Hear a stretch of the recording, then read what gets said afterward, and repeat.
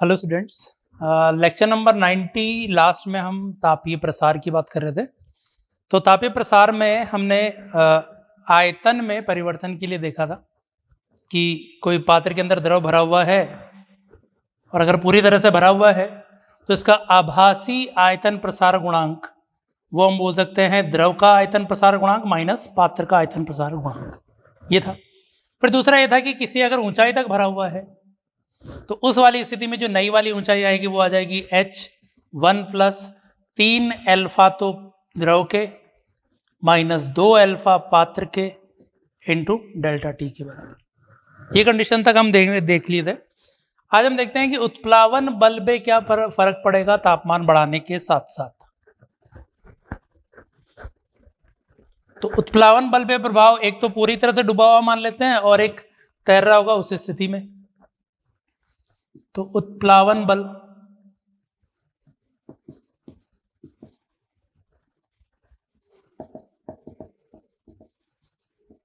प्रभाव कि उत्प्लावन बल पे कैसी कंडीशन आएगी। तो पूर्ण रूप से डूबा हुआ है मतलब वस्तु का जो घनत्व है, पहली स्थिति वस्तु का घनत्व ज्यादा है द्रव से, पूरी तरह से डूबा हुआ होगा। तो जब पूरी तरह से डूबा हुआ होगा तो उत्प्लावन बल पे क्या फर्क पड़ा वो देखें। तो इस पे उत्प्लावन बल ऊपर की ओर लगेगा, बुओयेंसी फोर्स। वैल्यू कितनी होती है, रो द्रव का, v वस्तु का, इंटू जी, इतना ही होता है। तो उत्प्लावन बल का मान होगा रो वी जी के बराबर। रो द्रव का है घनत्व, v वस्तु का आयतन होता है, इसमें g गुरुत्वीय त्वरण होता है। तो ये किसी तापमान पर है तो उत्प्लावन बल का मान होगा एफ बी बराबर रो वी जी। तापमान बढ़ाने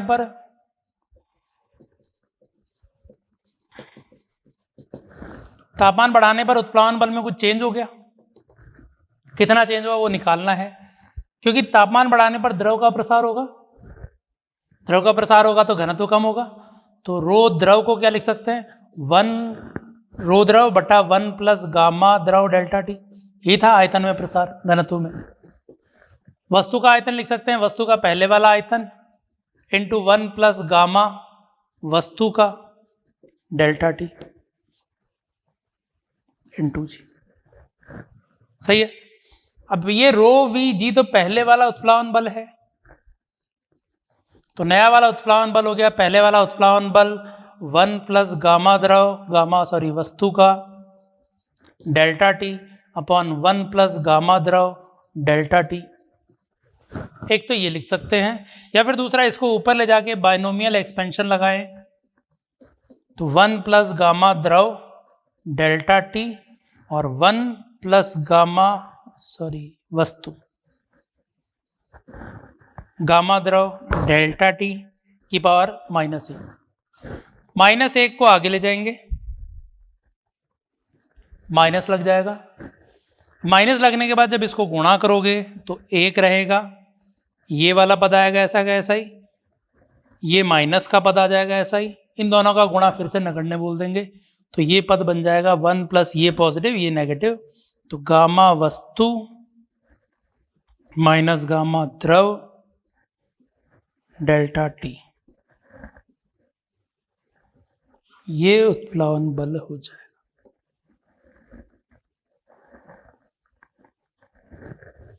ठीक है, मतलब ये है कि उत्प्लावन बल में परिवर्तन इस चीज पे निर्भर करेगा कि दोनों का आयतन प्रसार गुणांक का अंतर कितना है, उसके अनुसार। तो ये वैल्यू आ गई। उत्प्लावन बल कौन सी स्थिति में, जब पूरा डूबा हुआ है उस वाली स्थिति में। अब तैर रहा होगा उस स्थिति में,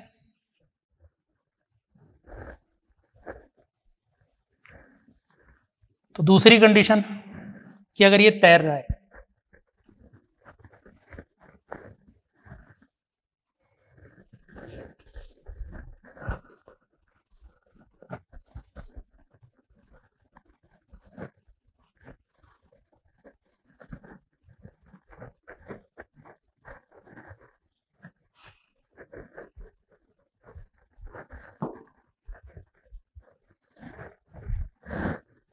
तो देखें तैरने की स्थिति में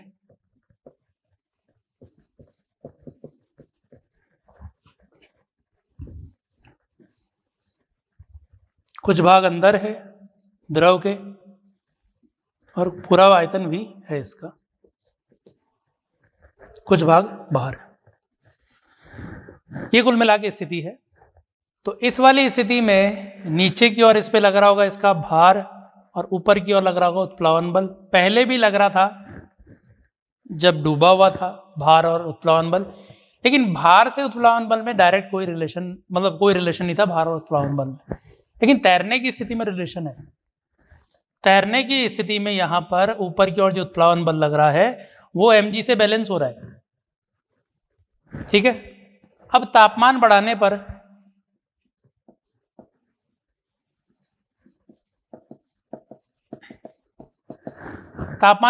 मान लो उत्प्लावन बल में हमने कुछ चेंज हो गया, मान, ठीक है, m में कोई चेंज हुआ क्या?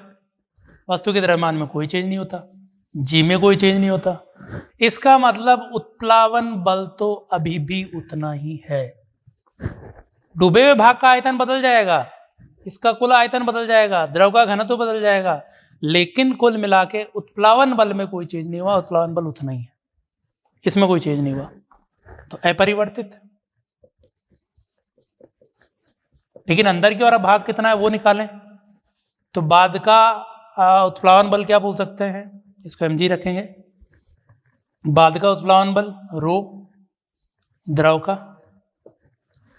v डूबे हुए भाग का आयतन इंटू g, ये बराबर कितना mg। g से g कैंसिल कर दो, तो अंदर वाले भाग का आयतन कितना हो जाएगा, m बाय द्रव का घनत्व। और द्रव का घनत्व क्या बोल देंगे, पहले के द्रव का घनत्व बटा 1 प्लस गामा डेल्टा टी, जो 1 प्लस गामा ऊपर आ जाएगा, द्रव का डेल्टा टी। तो v इनसाइड नया वाला जो आ जाएगा, इसको चाहो तो पहले वाला v इनसाइड से रिलेट कर सकते हो, m बाई रो, पहले वाला v इनसाइड है, पहले वाले आयतन का 1 प्लस गामा द्रव का, पात्र का नहीं है, इंटू डेल्टा टी। तो ये डूबे हुए भाग के आयतन में परिवर्तन आ जाएगा। तो वस्तु के आयतन पे डिपेंड नहीं कर रहा है, ये द्रव के आयतन पे डिपेंड कर, द्रव के प्रसार गुणांक पे निर्भर कर रहा है। ठीक है, तो ये स्थिति थी उत्प्लावन बल पे किस तरह से चेंज आएगा, पूरी तरह से डूबा हुआ हो तो, आंशिक रूप से डूबा हुआ हो तो, तैरने की स्थिति में।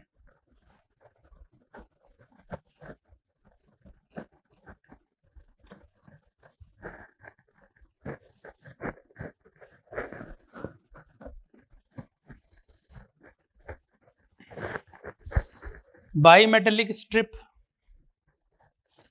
द्विधातु पट्टिका,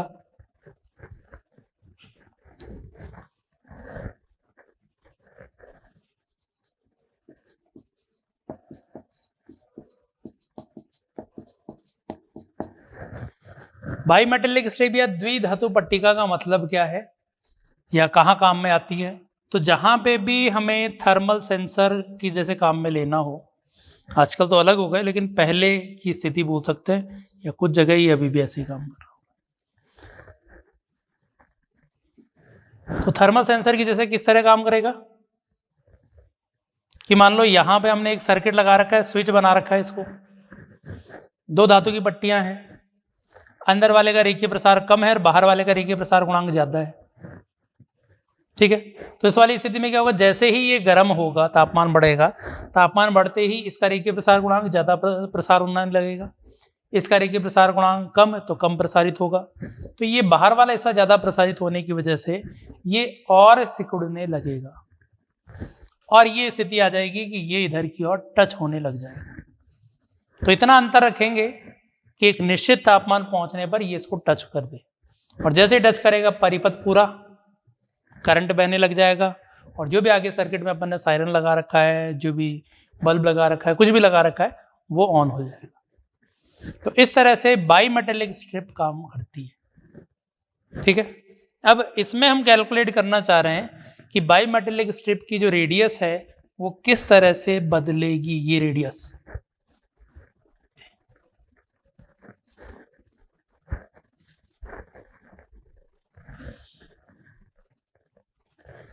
तो यहां पर समझने के लिए हम पहले इसको स्ट्रेट ही मान रहे हैं। ये इनकी लंबाई l ले रहे हैं, इसका रेखीय प्रसार गुणांक α2 ले रहे हैं, ये α1 ले रहे हैं, हर एक की जो चौड़ाई है वो हम d ले रहे हैं।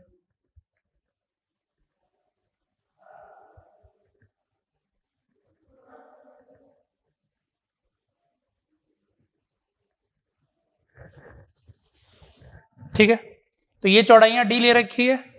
अब इसका तापमान बढ़ा रहे हैं, तापमान बढ़ाने पर किस तरह से ये बैंड होगी उस पर देखते हैं। त्रिज्या बैंड क्यों होगी, तो यहां पे देखो हम ये ले रहे हैं α2 ज्यादा है α1 से, अभी लंबाइयां बराबर है,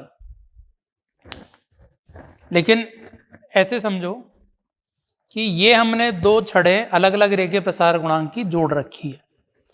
जैसे ही तापमान बढ़ाएंगे नीचे वाले में प्रसार होने लगेगा, ऊपर वाले में भी होने लगेगा, लेकिन ऊपर वाले का रेखीय प्रसार गुणांक ज्यादा प्रसार होने लगेगा। तो जैसे ही ऊपर वाले में ज्यादा प्रसार होने लगेगा, ये छड़ थी, ऊपर वाले में ज्यादा प्रसार हुआ, तो ऊपर वाला ज्यादा प्रसार तब हो सकता है जब वो बैंड हो जाए, और नीचे वाला कम हो सकता है जब ये इस तरह से बैंड हो रहा है। तो नीचे वाले का प्रसार कम और बाहर वाले का प्रसार ज्यादा हो जाएगा अगर ये बैंड होगा तो, और वही करना है। तो तापमान बढ़ाने पर ये बैंड हुआ,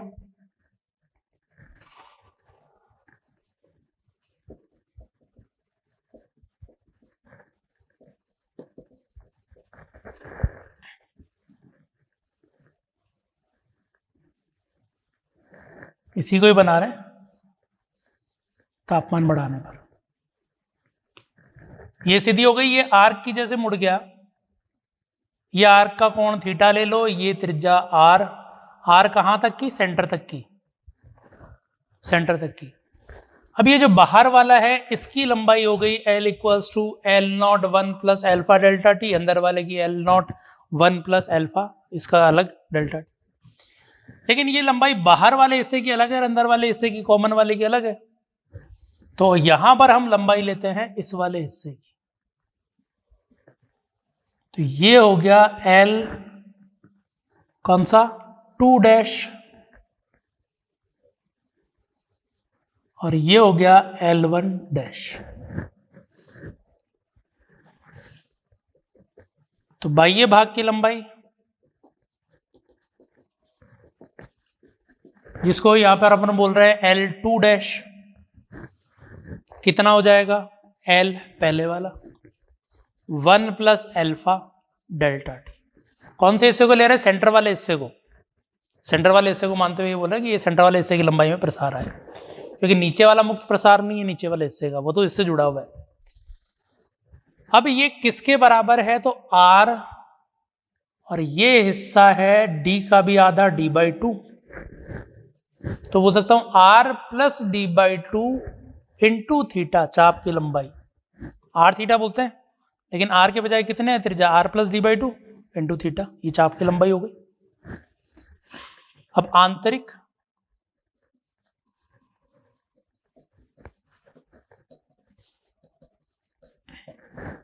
आंतरिक भाग की लंबाई कितनी हो गई, L1 डैश, L1 डैश कितना, पहले का L 1 प्लस अल्फा1 डेल्टा टी, सही है। और ये कितना हो गया, अंदर वाले हिस्से के लिए ये D/2 अंदर है, R से, R सेंटर तक लिया हुआ है, उसे D/2 कम, तो R minus D/2 into theta. ठीक है, अब इन दोनों को डिवाइड करके थीटा हटा दो ताकि R की वैल्यू कैलकुलेट हो अपने लिए। अब इधर लिख देता हूं, डिवाइड किया तो डिवाइड करने पर इसमें रह गया 1 प्लस अल्फा2 डेल्टा टी बटा 1 प्लस अल्फा1 डेल्टा टी, और उस तरफ रह गया R प्लस D/2, इधर रह गया R माइनस D/2। ठीक है, मल्टीप्लाई करो, R प्लस R अल्फा2 डेल्टा टी माइनस D/2 अल्फा2 डेल्टा टी बराबर R plus D/2 plus R अल्फा1 डेल्टा टी प्लस D/2 अल्फा1 डेल्टा टी। ठीक है, मल्टीप्लाई कर दिया। अब देखोगे तो कुछ चीजें कैंसिल हो गई, R कट गया दोनों तरफ से, और कुछ D/2 नहीं कैंसिल हुआ, ये नहीं कैंसिल हुआ, R रह गया।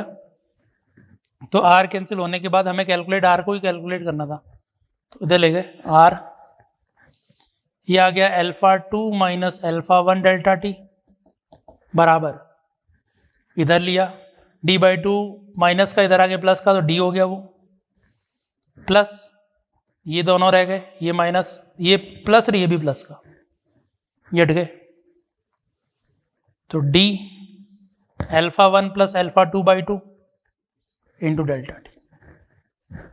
ठीक है, r की वैल्यू चाहिए थी, तो r बराबर आ गया, d कॉमन ले लिया, 1 plus α1 plus α2/2 delta T divide by α2 minus α1 delta T. क्या लग रहा है इससे कि r की वैल्यू आ गई, इस वाले पद को कम बोल दो d की तुलना में, नीचे तो नगण्य लेने लायक कुछ है नहीं, तो α2 माइनस α1 डेल्टा टी। इस तरह से इसकी बायोमेटेलिक स्ट्रिप की त्रिज्या बदलेगी, तापमान बढ़ाने पर बायोमेटेलिक स्ट्रिप की त्रिज्या कम होगी।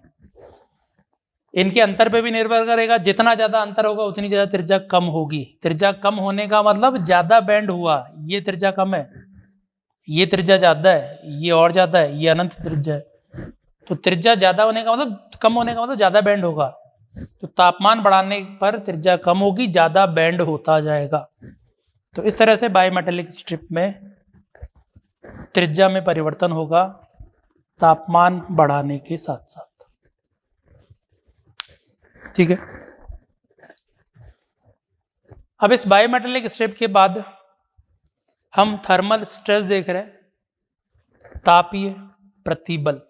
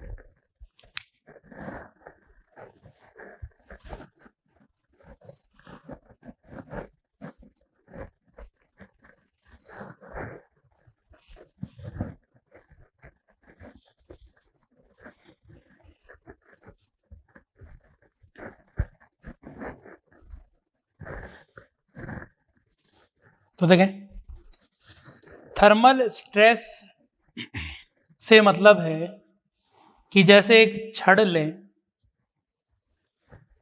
दो दीवारों के सहारे इसको रोका हुआ है, ठीक है, और इस छड़ में मतलब अब तापमान में वृद्धि करें, तो तापमान में वृद्धि करने पर ये फैलेगी। लेकिन अभी तक हम बात कर रहे थे मुक्त प्रसार की, इसमें क्या होगा, तापमान बढ़ाने पर फैलने की कोशिश तो कर पाएगी, लेकिन दीवारें होने के कारण नहीं फैल पाएगी। तो इसको हम मुक्त प्रसार की जैसे नहीं ले सकते। तो होगा क्या कि ये लंबाई बढ़ने की कोशिश कर रही है, दीवारों के बल ने इसको संपीड़ित करके ओरिजिनल स्थिति में ला दिया। अब इस तरह से बल लगा के संपीड़ित कर रहे हैं, तो इकाई क्षेत्रफल पे जो बल लगा रखा है दीवारों ने या बढ़ा दिया जो बल, उसको प्रतिबल बोलते हैं। तो वही प्रतिबल यहां पे हम निकालना चाह रहे हैं कितना होगा। तो ये दे रखा है कि इसकी लंबाई है L, रेखीय प्रसार गुणांक अल्फा, अनुप्रस्थ काट क्षेत्रफल A, Young's modulus Y, Young प्रत्याशा गुणांक Y ले रखा है। तो L है लंबाई, अल्फा रेखीय प्रसार गुणांक,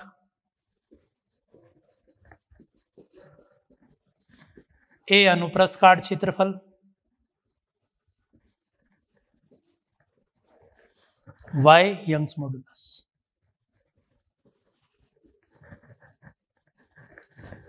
अब इसकी सहायता से हमें तापीय प्रतिबल निकालना है। कौन सा? जो तापमान बढ़ाने पर फैला लेकिन दीवारों ने बल लगा के जो दबा के इसको वापस ला दिया, वो बल कितना लग रहा है इकाई क्षेत्रफल, वो प्रतिबल निकालेंगे। ठीक है, तो हम ये मान रहे हैं कि तापमान बढ़ाने पर ये फैल गई कुछ, तो तापमान बढ़ाने पर लंबाई में परिवर्तन कितना आ जाएगा? डेल्टा एल बराबर एल अल्फा डेल्टा टी, ठीक है, या डेल्टा एल बाई एल बराबर एल अल्फा डेल्टा टी। इतना लंबाई में परिवर्तन, फ्रैक्शनल चेंज आ जाएगा। लेकिन क्या हुआ, दीवारों ने बल लगा के उसको वापस ओरिजिनल अवस्था में ला दिया, तो हम बोल सकते हैं कि दीवारों ने जो बल लगाया उसने इतना प्रतिशत इसको कंप्रेस कर दिया। तो ये जितना परिवर्तन हुआ तापमान के कारण, उतना ही दबाव के कारण उतना कम हो जाएगा। तो प्रतिबल के कारण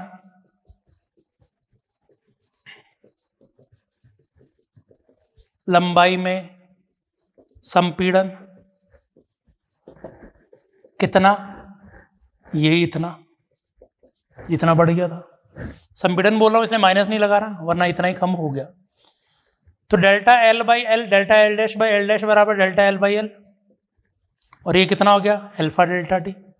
तो ये इसको हम बोलते हैं विकृति, कि बल लगाने के कारण जो लंबाई में परिवर्तन हुआ अनुपातिक, वो विकृति। तो इतनी विकृति आ गई कि जितना फैल रहा था उतना ही संपीड़ित कर दिया, इतना फैलता इतना ही संपीड़ित कर दिया। तो अब यंग्स मॉडुलस क्या है, y बराबर प्रतिबल बटा विकृति। प्रतिबल मतलब बल बटा क्षेत्रफल होता है, लेकिन यहाँ पे प्रतिबल ही निकाल रहे, इसलिए ऐसे रखेंगे इसको, यहां लिख रहा हूं। तो y बराबर प्रतिबल, या प्रतिबल बराबर y गुणा विकृति, और विकृति कितनी है, अल्फा डेल्टा टी। तो तापीय प्रतिबल जो आ गया वो आ गया y अल्फा डेल्टा टी। तो इसी को ही हम थर्मल स्ट्रेस या तापीय प्रतिबल बोल रहे हैं, कि तापमान बढ़ाने पर अगर लंबाई अपरिवर्तित रही तो तापीय प्रतिबल आएगा y अल्फा डेल्टा टी के बराबर, इतना प्रतिबल आता जाएगा इसके, ठीक है। तो ये था तापमान बढ़ाने पर इसके अंदर परिवर्तन। अब इसके बाद हो गया लगभग, तो ये तापीय प्रसार वाला पार्ट रह गया, मतलब हो गया अपना। इसमें एक स्केल वाला पार्ट और रहता है अपना, कि स्केल के अंदर प्रसार हमें किस तरह से लेना होता है। इस स्केल से हम कोई चीज पढ़ रहे हैं तो उस पाठ्यांक में परिवर्तन कैसे आएगा, तापमान बढ़ाने के साथ साथ।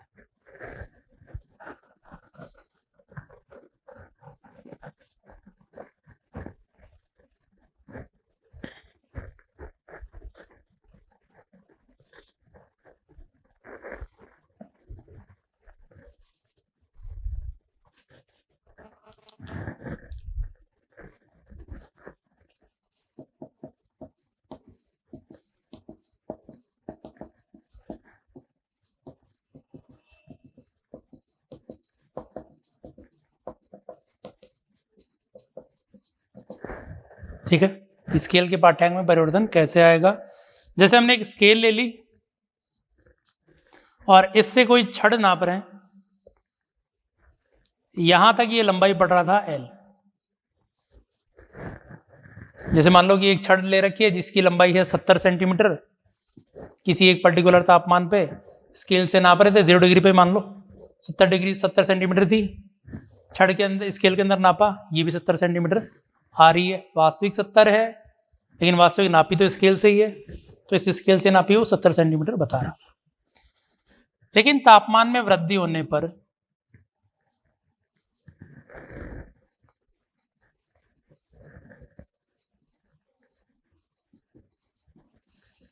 तापमान में अगर वृद्धि हुई तो लंबाई बदलेगी इसकी छड़ की, पहले की तुलना में थोड़ी ज्यादा हो गई। लेकिन इसके साथ साथ स्केल की भी लंबाई बदलेगी, क्योंकि ये भी मेटेलिक स्केल है, तो इसकी लंबाई भी बदलेगी। या कोई और स्केल है तो भी थोड़ा बहुत तो परिवर्तन दिखेगा ही। तो स्केल की लंबाई में परिवर्तन हुआ तो स्केल पर जो ये L सेंटीमीटर वाला मार्क था, स्केल के प्रसार होने के कारण वो भी कहीं और चला गया, और यहां पर अब कोई नया मार्क दिख रहा है L डैश। इसकी लंबाई हो गई, ये L नॉट था, अब लंबाई हो गई L, जबकि स्केल क्या बढ़ रही है उसको L डैश बढ़ रही है। अब 70 थोड़ी बढ़ेगी, वो 70 वाला तो कहीं और खिसक गया, कुछ और बढ़ रही होगी। अब और कितना बढ़ रही है वो निकालना है। तो पहले बेसिक चीज ये समझो कि हम स्केल से किस तरह से इसको पढ़ रहे हैं। मान लो यहाँ पे स्केल पे मार्क नहीं लगाया हुआ होता, हमें इतना लिखा होता कि स्केल के एक भाग का मतलब 1 mm है। स्केल पे भाग है छोटे छोटे,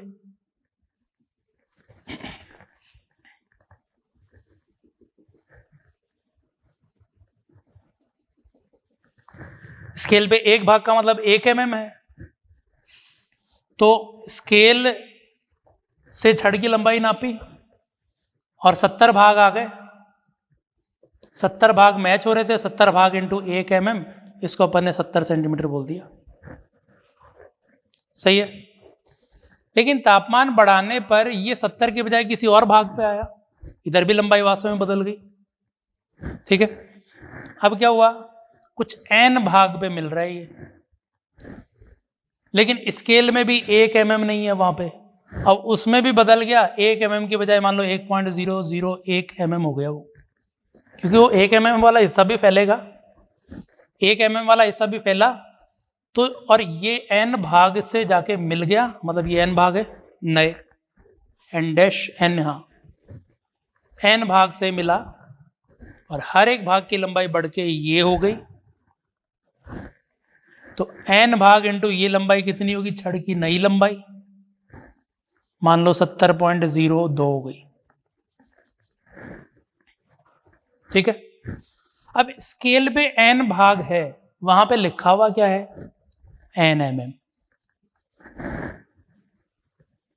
समझ में आई क्या बात, n mm क्यों लिखा हुआ है, क्योंकि स्केल के पहले भाग का मतलब था 1 mm, दूसरे भाग का मतलब क्या था 2 mm, लिखा हुआ तो 1 mm 2 mm ही है ना, उस पर लिखा हुआ थोड़ी मिट गया, भाग की लंबाई बदल गई लेकिन वहां पे लिखा हुआ 1 mm ही है।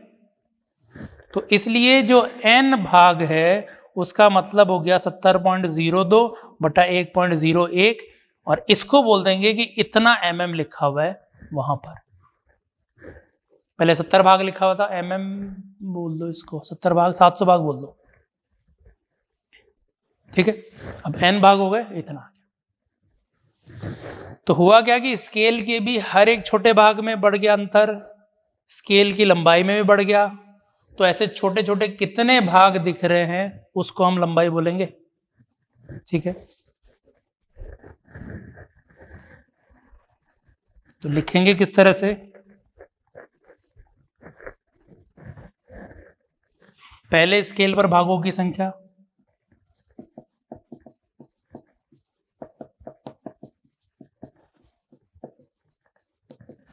क्या बोलेंगे, स्केल की लंबाई, सॉरी छड़ की लंबाई और स्केल के एक भाग का पाठ्यांक।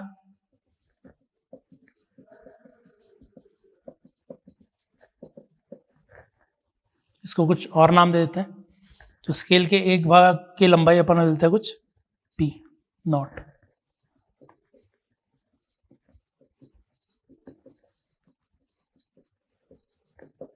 ठीक है, ये एग्जाम था। अब इसको क्या बोल रहे थे, ये भाग आ रहे थे कुछ, और इसी के आधार पे हम लंबाई इसकी बोल रहे थे।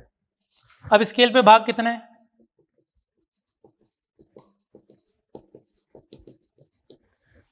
तो तापमान बढ़ाने पर स्केल पर भागों की संख्या कितनी हो गई,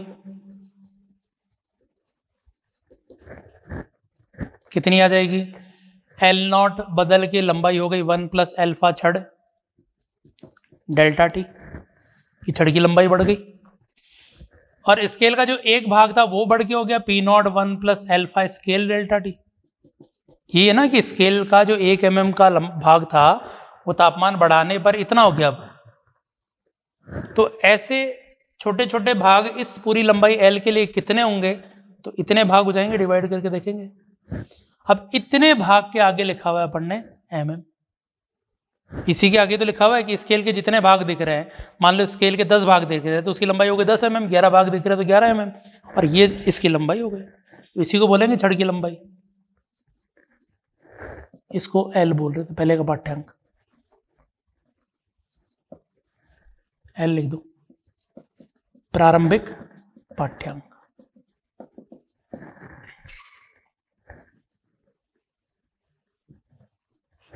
ठीक है, तो इसलिए नया पाठ्यांक कितना आ गया,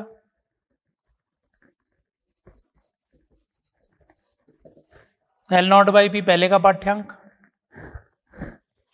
1 प्लस एल्फा छड़ delta T upon 1 plus alpha scale delta T. तो ये स्केल नया पाठ्यांक पढ़ के देखिए, वही बाइनोमियल एक्सपेंशन लगा दोगे तो ये हो जाएगा 1 प्लस एल्फा छड़ minus alpha scale delta T. तो दोनों के अल्फा का अंतर हम बोल सकते हैं नया पाठ्यांक स्केल पे। ठीक है, तो कुछ इस तरह से हम स्केल के आधार पे स्केल का प्रसार भी अगर काउंट करें तो नई लंबाई इतनी स्केल पढ़ के देगा। लंबाई हो तो गई इतनी, लेकिन पढ़ के स्केल इतना दे रहा होगा उसको। ठीक है,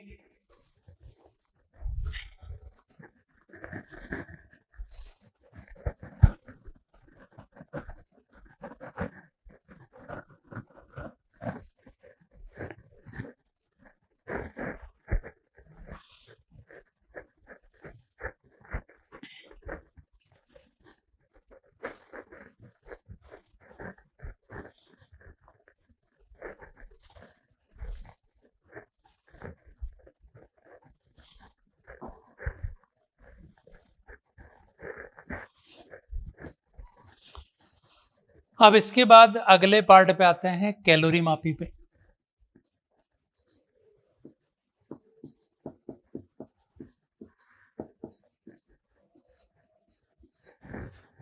कैलोरी मापी अगला टॉपिक।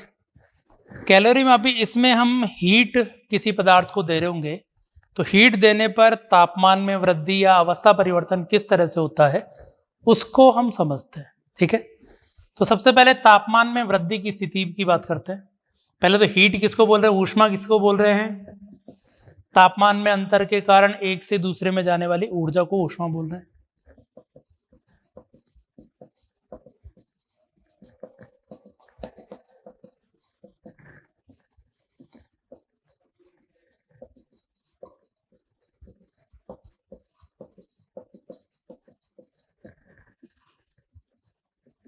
ठीक है, इकाई क्या होगी इसकी?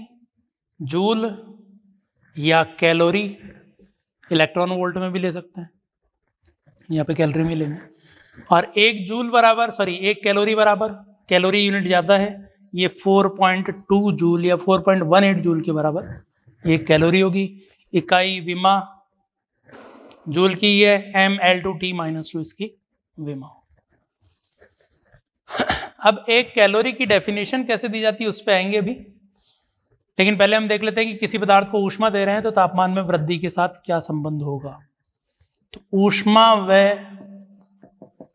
तापमान में वृद्धि में संबंध।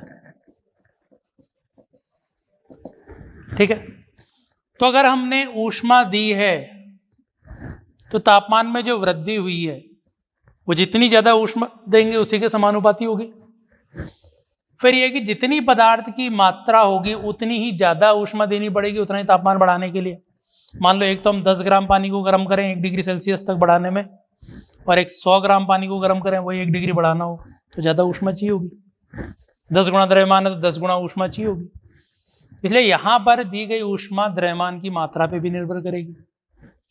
और हटा के इसकी जगह प्रोपोर्शनल कांस्टेंट ले लिया, एस बोल रहे हैं विशिष्ट ऊष्मा, तो एम है द्रव्यमान, एस है विशिष्ट ऊष्मा। पहले हमने मोलर विशिष्ट ऊष्मा निर्धारित की थी, Q बराबर NC डेल्टा टी, तो वैसा ही ये रिजल्ट है। यहाँ पे नंबर ऑफ मोल थे, यहाँ पे मास आ गया, यहाँ पे विशिष्ट ऊष्मा, यहाँ पे मोलर विशिष्ट ऊष्मा, डेल्टा टी तापमान में वृद्धि, तो C था मोलर विशिष्ट ऊष्मा।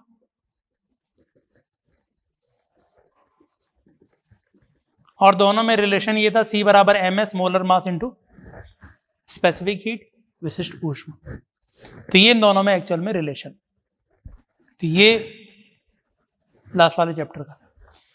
तो Q बराबर MS डेल्टा टी तापमान में वृद्धि है यहाँ।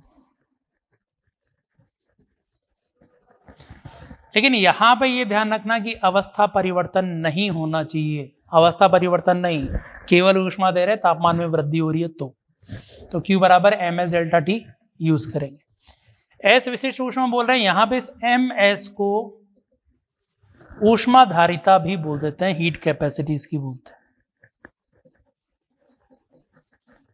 कई बार हमें ऊष्माधारिता बता दी होगी इस क्वेश्चन में कि विशिष्ट ऊष्मानादक के एमएस ऊष्माधारिता यूज कर ली, तो ऊष्माधारिता टर्म एमएस को ही बोल रहे हैं। या कई बार जल तुल्यांक बोला होता है इस एमएस की जगह।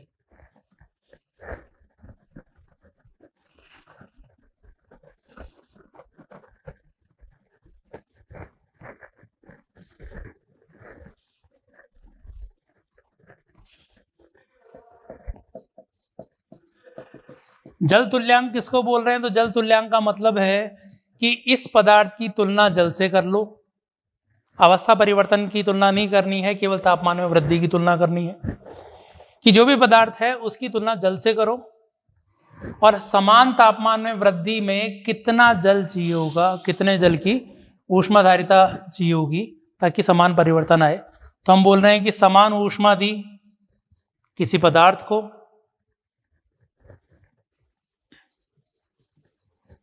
उस पदार्थ की विशिष्ट ऊष्मा और डेल्टा टी तापमान में वृद्धि, तो कितना द्रव्यमान पानी का लें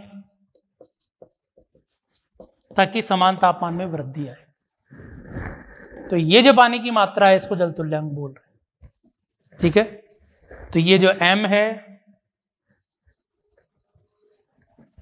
ये आ गया m पदार्थ, s पदार्थ का डिवाइड बाय s पानी का, इसको बोल रखा है अपन ने जल तुल्यांक। अब जल के अंदर क्या होता है कि विशिष्ट ऊष्मा जल की जो है वो एक होती है, इकाई क्या? 1 कैलोरी पर ग्राम पर डिग्री सेल्सियस। तो जब इसको ग्राम में ले रहे हैं तो m ग्राम बोलेंगे इसको, बराबर ये आ जाएगा जल तुल्यांक।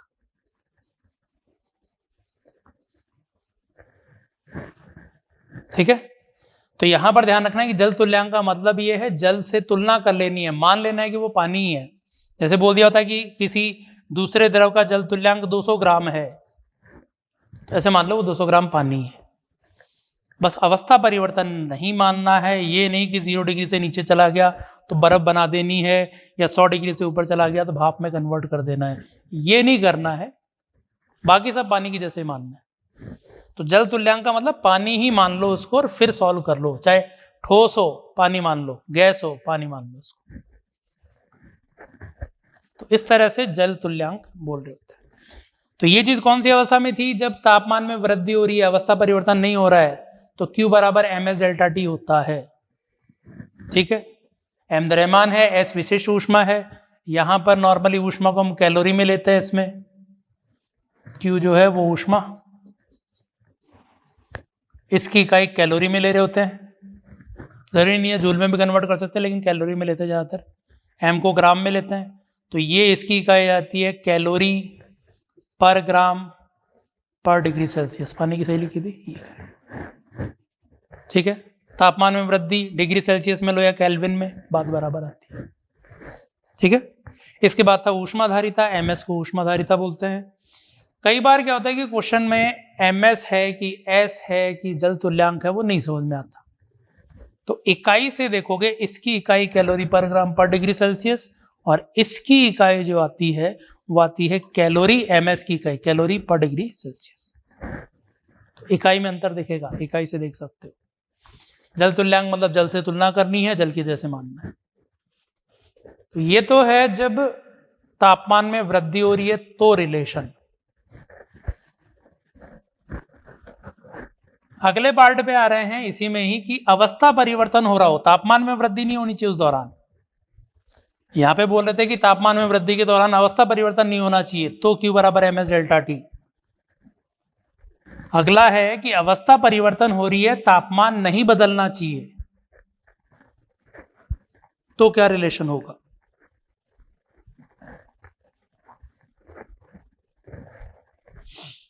तो अवस्था परिवर्तन के दौरान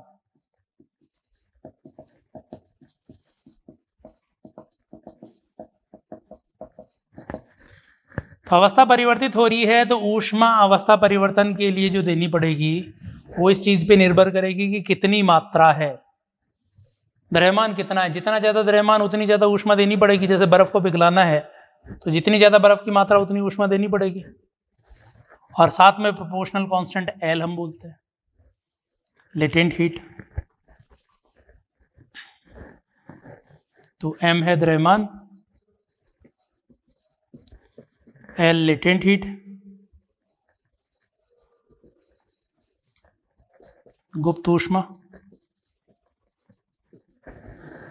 अब अगर ठोस से द्रव बदल रहा है तो इसको हम बोलेंगे गलन की गुप्त ऊष्मा, लेटेंट हीट ऑफ फ्यूजन। तो ठोस से द्रव तो एल हो जाएगा लेटेंट हीट ऑफ फ्यूजन, गलन की गुप्त ऊष्मा। और इसकी इकाई क्या होगी? इकाई हो जाएगी इसकी कैलोरी पर ग्राम। ठीक है, इकाई में सब में अंतर दिखेगा, इसमें अलग है, उसमें डिग्री सेल्सियस दिख रहा था डिवाइड में, इसमें डिग्री सेल्सियस है ही नहीं।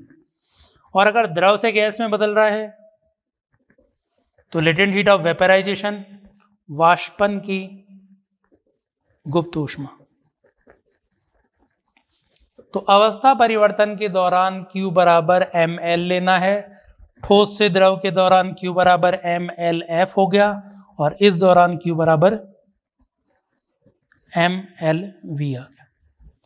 तो इस तरह से ऊष्मा और अवस्था परिवर्तन में रिलेशन आ जाएगा। किस तरह से होगा? अब जल के लिए ये अलग अलग वैल्यू देखें। पानी के लिए जो विशिष्ट ऊष्मा होगी पानी की, वो हम बोलते हैं 1 कैलोरी पर ग्राम पर डिग्री सेल्सियस। ऊष्माधारिता नहीं बता सकते, वो तो द्रव्यमान पे निर्भर करेगी, लेकिन विशिष्ट ऊष्मा पानी की ही होती है। बर्फ की विशिष्ट ऊष्मा ये होती है इसकी आधी। इन वैल्यू को याद रखना है, जरूरत पड़ जाती है कई बार।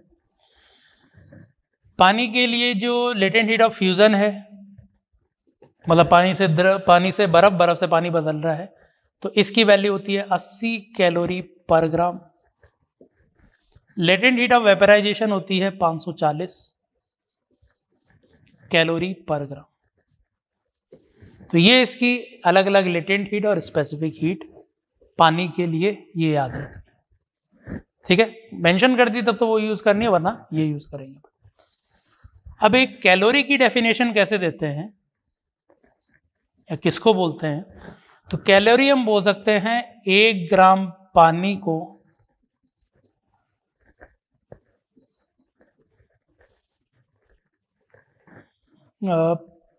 ये वैल्यू एग्जैक्ट नहीं पता, शायद 15 डिग्री सेल्सियस से 16 डिग्री सेल्सियस तक गर्म करने में आवश्यक ऊष्मा की मात्रा 1 कैलोरी होती है। मतलब Q बराबर एम एस डेल्टा टी, कि अगर m 1 ले लिया, तापमान में वृद्धि भी अगर 1 की तो पानी के लिए s की वैल्यू कितनी है? 1, तो ऊष्मा चाहिए होगी 1 कैलोरी। तो ये कैलोरी की डेफिनेशन है। लेकिन क्या है कि s की वैल्यू तापमान के साथ साथ थोड़ी बहुत चेंज होती है, बहुत कम चेंज होती है लेकिन चेंज होती है। तो इस रेंज में लगभग ये 1 ही होता है s की वैल्यू, ले 1 कैलोरी इस दौरान अपन इसको बोल रहे हैं। ठीक है, तो ये था अवस्था परिवर्तन के दौरान ऊष्मा में किस तरह से बदलाव आएगा, परिवर्तन आएगा। इसमें